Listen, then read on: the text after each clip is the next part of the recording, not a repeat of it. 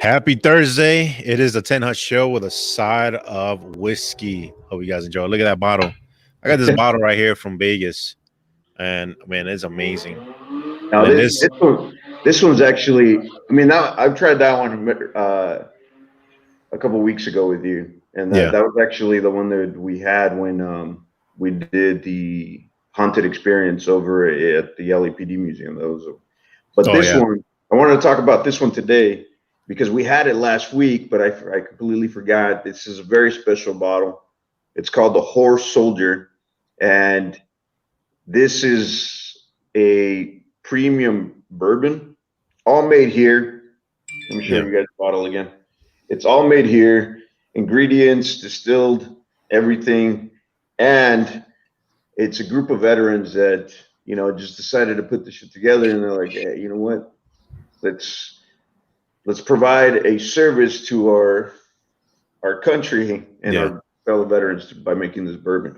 But Yeah. the thing about the name is it's what resonates with a lot of veterans if they know the story Mhm. is uh, comes from a captain in the army, a special operations, fifth group, Green Beret, Captain Mark Nutch, I believe, who the fifth group on October 19, 2001, like months before or after September 11th, rode horses on a mission. Yeah. Yeah, it's crazy. So if you want to look it up, it's called the Horse Soldier.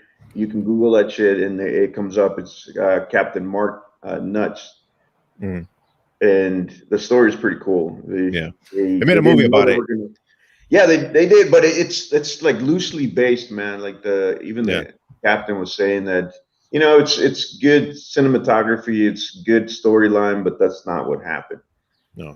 So but they did ride horses into a mission, and they didn't know that they were going to ride horses until I believe the one of the all porters 48 hours before Oh, shit. they told them like, hey, get ready to ride some native horses or native animals into battle. So They didn't get any training. no, They they just didn't. jumped into No, they yeah, they didn't do they didn't get the certification. Like yeah. I yeah. bet you I would have been the one that like, hey, I'm not certified for this. I'm gonna hurt my I'm gonna hurt my junk. Oh man. Yeah, you know how the Yeah, but military is. Everything that you do has a certification. But yeah. yeah, that's the thing. Uh, so I recommend it. We had it last week. It's really good. We actually almost finished it Yeah. last week, and I wanted to save it a little bit more just for this episode so I can introduce it to everybody. Horse Soldier Bourbon. It is freaking amazing, and it's go support this brand. Bunch of vets that want to make bourbon and they do it very well. I love it. And if anyone knows them, tag them. Or we're gonna tag them and let them know that we're promoting this because this is a Oh veteran yeah. channel and a Yeah. very good whiskey. Damn right. Hell yeah. So yeah, so if you guys know Will's not here, but he's definitely gonna join us again next week. So it's only us two, and today is about the PTSD awareness month. And so, Yeah.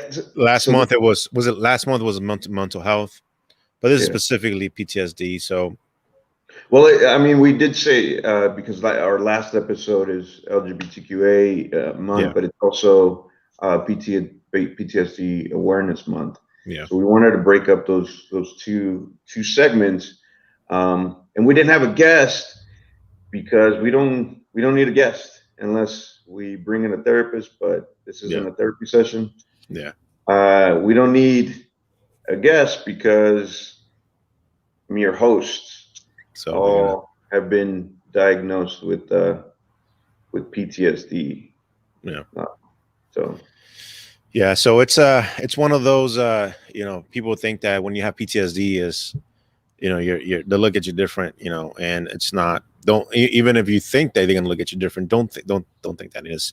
It's one of the things that is a trauma that you're dealing with, and it could be everything from starting from you're young, when as a kid, and trickles down to when you're an adult, and as you get older, you start feeling these emotions and triggers that can aggravate your traumas. So it's really important to just keep aware of the little things, right? Are you still there, bro? Oh, you look frozen. Yeah, no, Oh, I'm just listening to you. oh, okay. I don't want to interrupt. It's just that, like, we want to emphasize this isn't a therapy session. We are Yeah, not licensed clinicians or therapists. So we will only be talking about our personal experiences and our points of views. Um, and Pedro's absolutely right, man. It's like that reoccurring certain things that just trigger emotions and anxieties. Um, yeah. so I actually wanted to know. I mean, I've known you for like 12 years now, but Man, we're old, bro. what what what was that turning point where you said, "Ah, shit, I need help," or did Yeah, somebody tell you, "Hey, you need help," or this isn't right? yeah. Uh, so the the turning point for me, even though I've been told several times, anger issues. I had so much anger inside me, and I think that I was hard on myself especially when I was going to college. Started going to college, right? I was having trouble retaining things, and then in the stress of trying to like retain things in mind, especially I was taking biology classes, like you'd have to memorize names and everything, right? So that was not able to memorize, plus and getting aggravated because I couldn't memorize things. I was like, shit, like I was getting really upset. So yeah, keeping Hulk on check. Yeah, this is, You know you know, what? It's funny that you mentioned it. You mentioned college. yeah, Uh, who's keeping Hulk on check? Yeah, that's yeah, exactly what it is. yeah, And I'm gonna bring that up as well because it's funny when I joined when I did started my undergrad um, at Cal Poly Pomona. It was hard for me to keep Hulk on check because you're at a much older yeah, age and life experience level is through the roof compared to some of these younger people in your class, and getting aggravated just hearing they're not even talking to me, mhm, but hearing their conversations and how simple they were talking about their lives, how mundane their experiences were, and getting aggravated by the emotions that they were sharing with this particular experiences. Like yeah, they'd be talking about some tests that they took and how it stressed them out, and they couldn't sleep the entire night. And in my mind, I'm like, what the fuck? Like, try coming back from the Middle East after being shot at for, or expecting mortar rounds mm, at any given time, or living in a high stressful situation where you actually have to be 24/7 hyper vigilant. And then I'm starting to hear these stories of these kids or listening to them talk to each other, and you're like, yeah, nah, nah, fuck this. So a lot of the times it was kind of a like, do I really belong here? And it would cause me anxiety because I actually wanted to be there, but I didn't want to be around them. So yeah. I definitely felt that. It was a really culture shock that for me first world because drama, exactly. yeah, it was a culture shock for me because I was like, all right, just I left them. I joined the military maybe 2 years after I graduated from high school, and then I left that mentality, and then going into college is like, oh shit, I'm around high school kids, still have that high school mentality, right? So it's just definitely aggravated me. But for me, again, that turning point for me, I was like, man, this aggravation that I have inside, that anger, I even went to anger management. So some of you guys vets, I know you guys been through that. And it even got me even more angry because I was like, I don't even belong here. Like these folks, they're more angry than I am. But Oh no, so you know, or because sorry, brother, I didn't yeah, mean to interrupt, but I did want to add, like, a lot of the times it was like, maybe I don't need to be here because I actually have a reason to be angry, and yeah, they're like, fucking people here just don't know what, I don't know, but I get it. But it's just like that was the close minded. That's where I was just like, Yeah. I was just focused on myself, right? Like I was just me at that time. And I understand, especially when you get out of the military, you serve done for so many years. It's like, hey, I've done this, leave me alone, or I've done this. In my mindset, I'm not gonna lie, I was like, I deserve this, I'm Yeah, you know what? entitled. And I had that, I'm not gonna lie, I had that entitled mindset, so when I didn't get what I wanted, is like, what, because I felt like I couldn't yell at anyone, because it's like in the military you can be like, hey, this is what I need to get done now. They didn't have that patience. Patience is another thing too, that I realized that it was short. And it really, I learned how to, like, I needed to learn how to improve in that, because if I didn't, I knew I was going to get upset again. So, but anyways, that's it trickles down. It's like an entire things that It it is. just It is. I mean, from my experience, again, I'm not a clinician or yeah, a licensed therapist, but I happen to. I mean, I've talked to a lot of vets through yeah, the nonprofit work that I've done, or that we both done, and we've talked to a bunch of vets, and yeah, I find that it's at a spectrum, just like a lot of mental, I don't want to call them issues, or but it is definitely at a spectrum, man. So that's one of the things that we wanted to mention on the podcast, is that it doesn't have to be at the extreme level where you're constantly getting flashbacks, or right, you isolate yourself where you don't want to see. It doesn't have to be to that extreme. It could be at different levels, and we still felt that we needed help, yeah, and we at least for me, I got it. But yeah. yeah, man, it's different. Yeah, it's so someone put here, patience assigns intelligence, and it's true, definitely. And It it for shows it shows growth. I'm sorry. yeah, It does, and I completely agree, because it's when we had recently separated. When I recently separated from the military, mhm, it was at a younger mindset. Like you were, I was blaming people. I felt entitled. I felt like you know, but through education, at least for me, through education, I learned patience. I learned mhm, how to try and focus my energy and anger and issues on something different, yeah, which in turn, you know, helped. yeah. And it's so going back to trauma, being aware. A lot of us, and I say a lot of us because I met a lot of people with the same, you can say, patterns. We had traumas when we were a kid. You know, grew up in an environment that it was not a great environment at all.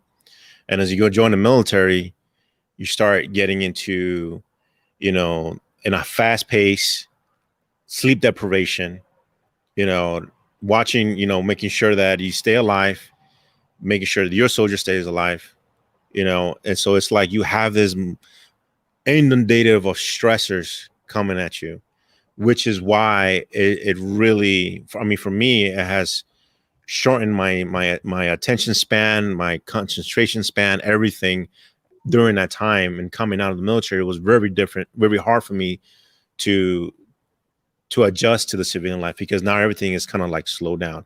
I hear this from all the veterans. It's like, you know 3-4 years down, out of the military, being out of the military, ETS, right, is like, I need to work, I need to do something, because I can't just do nothing at my house. I go crazy. But it's that mentality that we were into that environment, everything has to go nonstop.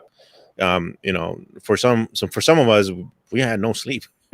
72 hours or more is just training. Yeah, It's nonstop. So, going with me, figured out like, okay, what I need to do. And it helps having someone explain to me like, hey, this is what you need to do to get some help, or talk to someone that can help you with, breathing exercises. I mean, yoga. I mean, I've done everything just to kind of, reset myself. And it's there, it's still there. I'm Yeah, not gonna lie. you learn to live with it. Yeah. The hypervigilance probably, subsides a little. You'll always be more hypervigilant than a regular civilian. It does Yeah. subside a little bit after learning how to adjust a little bit better. Um, Yeah. but a lot of us, challenge, Yeah. yeah, big mobility, So, completely. so what about you, Jose? Like, when did you have that turning point where you said, okay, I gotta, work on myself?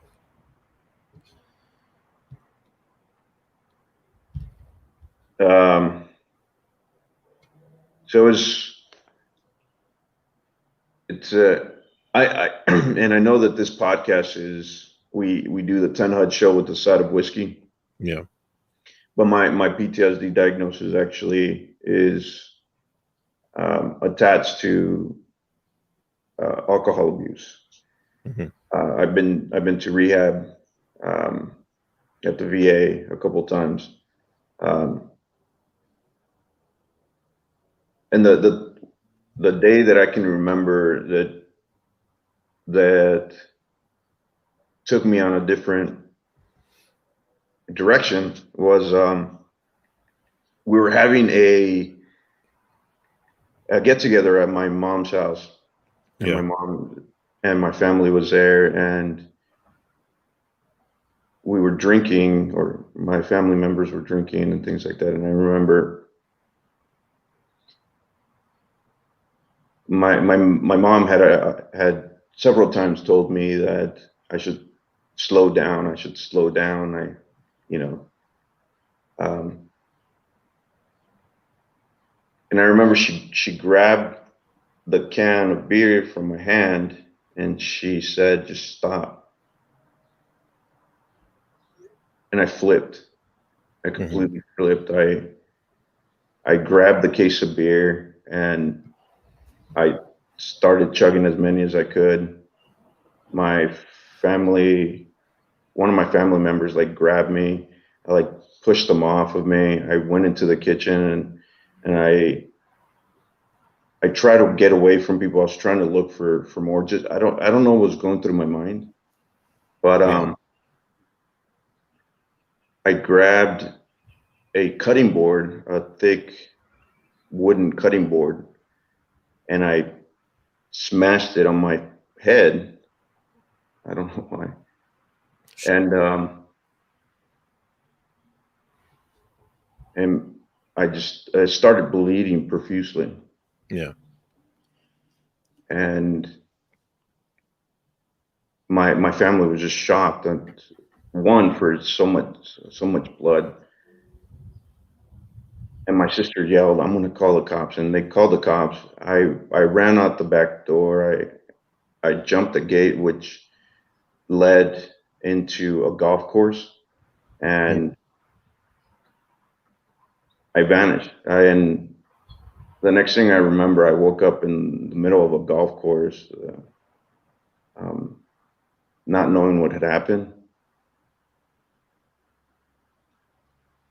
And the next day, I had told my family that it wasn't okay. I tried to apologize, but Yeah. I saw the fear in my family's eyes, like my sisters and Hmm. my mom, because I lived with my sisters and my mom. Um, but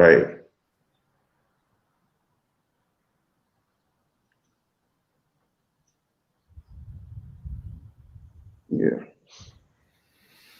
Yeah. it was that fear that I saw in their eyes that told me that I needed to get help. And and it wasn't immediate, because after that I went to rehab. Uh, After I got out of rehab, I relapsed. I ended up homeless. Um, and then I tried it again. So it was a long road, but yeah, man. Well, for you guys that have been, that are watching this, Jose and I go way back, and I can tell you that it's a work in progress, and it takes time, and you really need to want it to make this changes, right? So, um, and this is why, we always want to tell other veterans, like, hey, you got to put the work onto it, right? Just like how we joined the military, we got to put the work onto running 8 miles, 10 miles, right? Getting ready, squared away to become a sergeant or whatever it is. Just got to do the same thing, for ourselves. And so it's a work in progress, And And the reason why I mentioned, like, I know that this is 10 hell with the side of whiskey.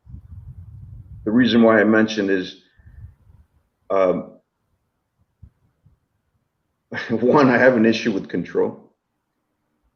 So for something to tell me that it's taking control over me, in this case being either liquor or alcohol in general, and then later on it became Percocets and painkillers. But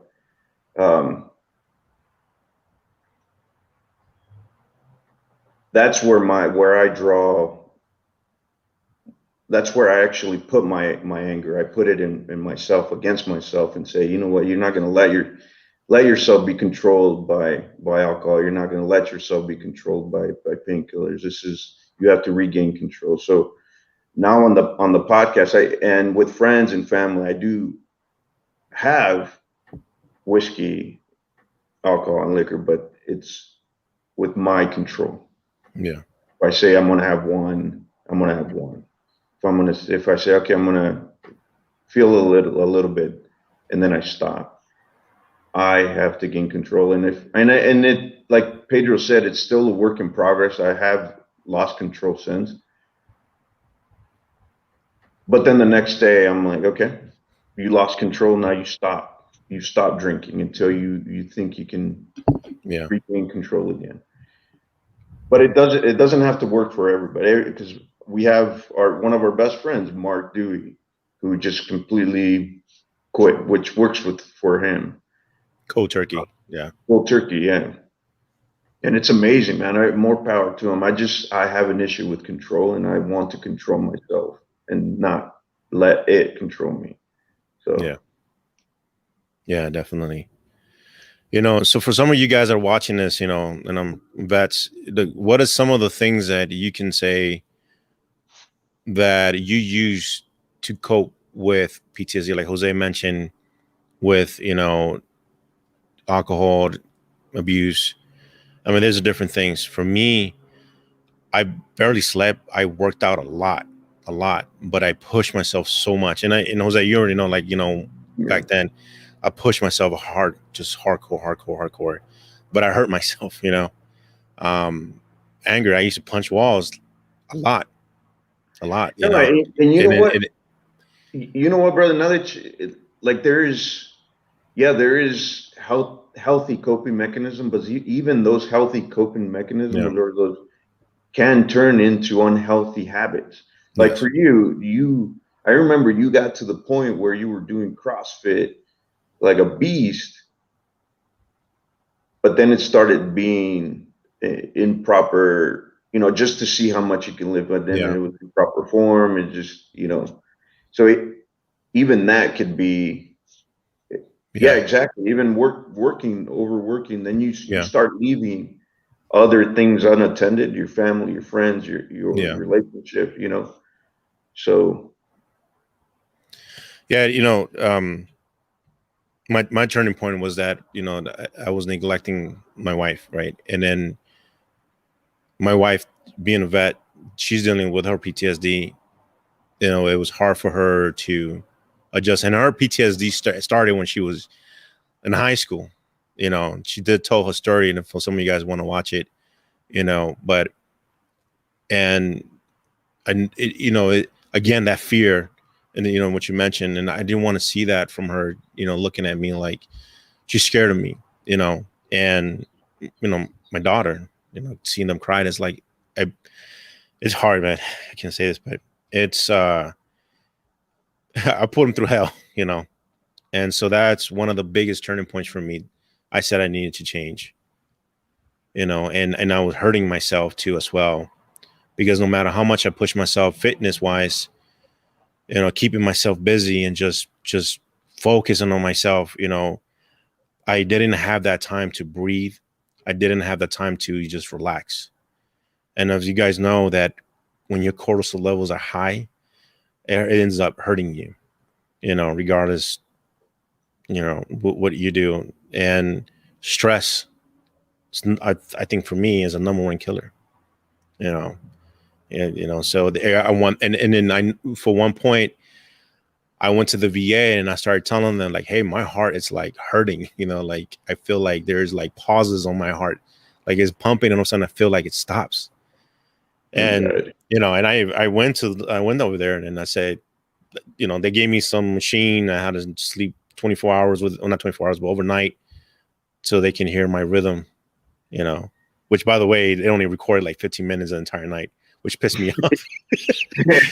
Well, why do I have to come here? Yeah.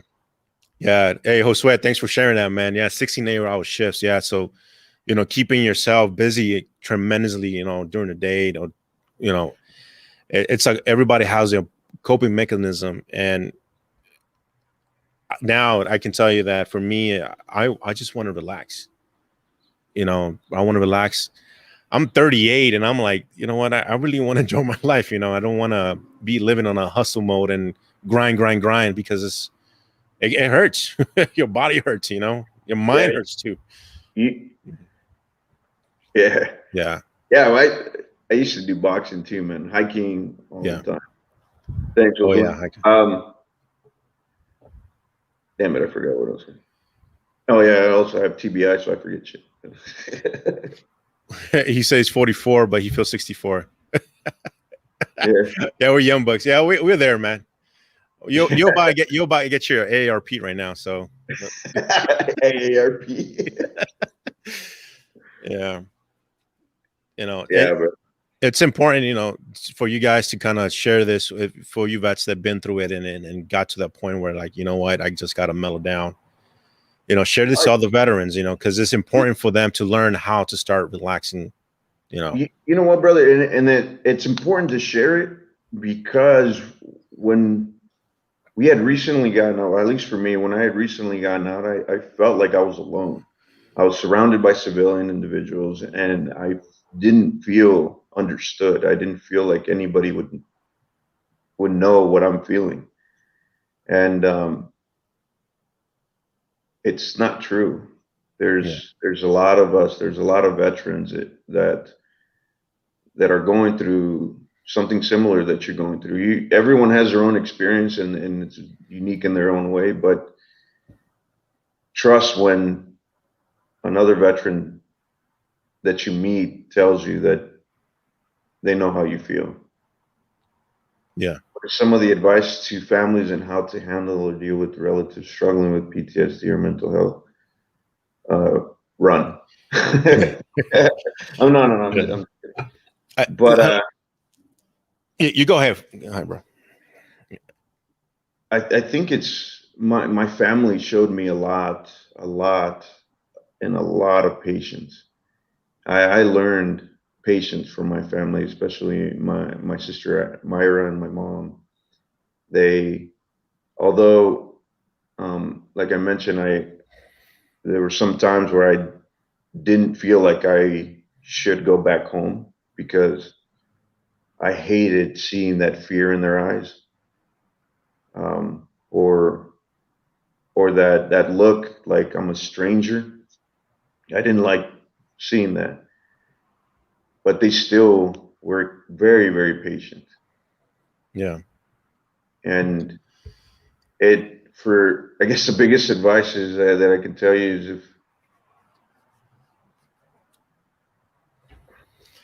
at least for me, in my opinion, it gets a little better if you Yeah. work at it. If the veteran is working at it, if the family members are working with the veteran, it gets better. Yeah. Um, I want to add something, and thanks for asking this, Amy. I think for in this situation, there's multiple scenarios. I think the first one could be, asking a veteran who's been through, through hell and then, able to cope with it, is to say, hey, my brother or sister is having this situation. Can you help, talk to them? And the way it can start off is like, hey, you want to go hiking? Hey, come to this event with us. Those are the things, because what happens is it starts, if someone comes to me, another veteran comes to me, and I just got out, and somebody says, hey, I heard you got some problems. I'm going to be very defensive, right? It's like, seriously. But if you start asking me like, hey, come with me, come with me here, let's go hiking, a couple other veterans going to go hike, let's go eat at this restaurant, try it out. And then it opens up, for that vet will be open up to start it's talking. it's a good thing you bring that up, because there is a lot of organizations and a lot of supportive services that are afforded to families Yeah. of veterans with PTSD, or just veterans in general. The family members. And there's a very, very good organization that one of our very good friends that were on the podcast for the LAPD Museum, Rudy, Oh uh, yeah. for Team Red, White, and Blue. That Rudy. Yeah. Yeah, Rudy. But that's what they do. They do activities. They're hiking. They're going to the beach together. And they welcome family members to Yeah. join them, so they can interact with the veteran at a different level. Um, and one of the things that I mentioned is patience. The veteran, if they want to open up, they'll eventually open up, Yeah. and they probably won't open up fully, but they'll give you a peek into, well, what they might have gone through. Yeah. But don't rush it. You got Yeah. to be patient. And like Josue said, there's also, the vet centers afford some of the those services for families that they're dealing with a recently separated veteran with PTSD, or just counseling. So Yeah. Yeah. Absolutely. I know, for instance, Josue asked us to a while back. This was pre-COVID. Um, that we did a laser tag event. With Mission Continues. That was fun. yeah, And I didn't let's do it go. again, man. Let's do it again. Yeah, Yeah. We have I don't know the name, but growth mindset, motivation, positive influence. you know oh, that's another thing too. Like for me, I started watching YouTube and all these like motivational speakers and everything, and it's like that shit started helping me, because at one point I was fucking breaking down and listening. For me, one of the individuals that really got to me, and because I can relate, was his name is Eric Thomas.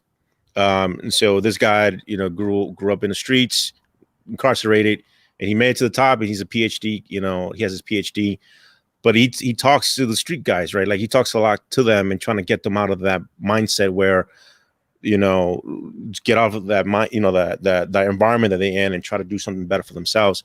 And I related to him a lot because I grew up in New York, in the Bronx, and I said that really resonated to me. So everyone has their own niche, and YouTube is a great platform to just like this. We have our show on YouTube, but it's a great platform to find that motivational speaker, that person that can motivate, whatever it is, those little clips. It helps a lot. I know it does for me a lot. I don't know about you, bro. no, I agree. And Yeah. actually, you got me into a lot of that mindfulness. And Yeah. because I remember when I had recently gotten out, it was like I'd wake up in the middle of the night, like in cold sweats, and I couldn't go back to sleep. And this was a much younger me, because at like 2 or 3 o'clock in the morning, I'd go for an 8 mile run, Yeah. and just sweat it out or work it out or something like that. Um, so yeah, but even then, I think that I was practicing mind. I just didn't know mindfulness and breathing, because Yeah. running forces you to breathe properly, or else you're going to pass the fuck out. So Yeah. you practice it either way. Yeah. Um, but I want to go back a little bit over the supportive services that are afforded to uh, family and friends of veterans, or Mhm. family of veterans. Um, and I'm actually very glad and proud to know that my wife runs the Los Angeles Veteran Collaborative. She's the executive director for it, and um, they have a phenomenal family working group Mm. that can give you more supportive services. So if I know, hopefully they'll put the website down on the What, comment. what's the website? I'll probably put it up there. Yeah, I believe it's a LA Veterans Collaborative.org or something. But they also, not too long ago, a couple of weeks ago, they allowed us to join them in delivering a lot of the some of the uh, food gift cards that were to Ralph's or Kroger's. Oh yeah. So because they got a grant from um, the Bob Woodrow Foundation, I believe. Yeah. We posted it on our Facebook page and things like that. So we were very glad to join them in that aspect. So thank you. Yeah. So definitely share this. Josue has another one up here. The UCLA men has a great program. So Brett, so I heard of great things about the program. Honestly, I haven't, because we live really far, but great program as well. So yeah, definitely. So for you guys that have been watching, if you guys want to share your story, it just, and I can tell you, this is one of the hardest things, because we're telling our story live and we don't even know who's watching. I mean, some of it we might know. I mean, for now, I know we know right now Jose, Jose is watching, but Amy. yeah, so it's, and one thing that I've learned is that once you start telling your story, for some reason, what is that word? It builds no, then I can't even come up with the damn word right now. Jesus. But I know what you It mean. It heals. doesn't. It heals. It heals. Telling your story, sharing your story, it heals your traumas. For some reason, I don't know. There's a scientific fact about that. Or writing down your stories, it heals. That is scientifically proven. But it heals your traumas, right? It's actually a therapy. It's a therapy method. It's Yeah. I believe cognitive. It's cognitive therapy or something like that. Something like that. I don't know. I don't know the Again, exact we're word. not. Yeah. My master's is in business. My future PhD is in organizational behavior. So I don't have Yeah. any. So yeah, don't come back and be like, yeah, this guy's told us. But anyways, from my experience, it helped me to become more authentic with myself, being honest with myself, and Yeah. and and not hide that, because of hiding that traumas and everything. Before we end the show, one thing that I want to add is um, PTSD. Again, it can start from, ranges from anything. It doesn't have to be just from the military. It can be from as a kid. And then I know a lot of people, a lot of veterans that have dealt with PTSD since they were youngsters, right? Grew up in a bad environment, abusive families, and then join the military. It just aggravates that, So, um, hey, thanks, Josue. Yeah, definitely. Um, Hearing us, yeah, for sure, man. And again, you just keep that in mind. And the one thing that I've learned from the help that I received is that you got to peel the onion to get to the core, and the core is what aggravates the rest of things, right? Like the rest of traumas, and so it's like a chain effect. So being honest and taking it way back to your young years, you can start realizing that, hey, this is what kind of created that. At least that's what I was trained, and helped with. And because when I was a kid, You know, a lot of it for me, and a lot of people say that just they got it from PTSD from after the military. I have gotten sleep paralysis since I was a kid growing up. I used to hate going to sleep. It worsened when I was in the military, you know, so sleep paralysis and bad nightmares, like horrible nightmares, you know, and I used to hate going to sleep. I think that's one of the reasons I trained myself. That's what my wife tells me, like, yeah, your peak hours at nighttime, you know, so because of that, you know, so everyone has their own situation, you know, so. Yeah, and I'm glad you bring that up because it is PTSD Awareness Month, but I mean we're a veteran military show, but you're right, it doesn't have to come from the military. So if you're going through, you know, look at the DSM-5, and if you're going through some of these symptoms, anxiety, depression, um, some sort of substance abuse to cope with other things. There is a Southern California Grant Veteran Collaborative. Okay. There's a website.